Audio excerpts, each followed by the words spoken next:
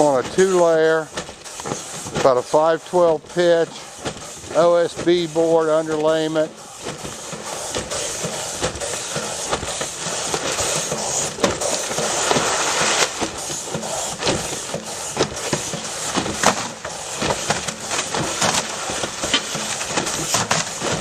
See how the shingles are just peeling back, how clean the deck is behind him, no nails or anything. Pulls up all the fasteners for you.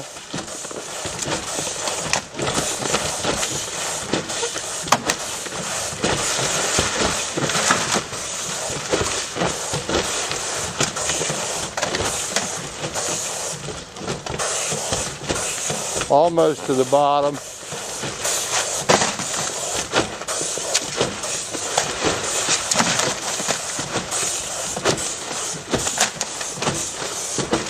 See how they just peel off there. Trim. Nice one, Joe. That was probably what, about 1/3 of a square, you think?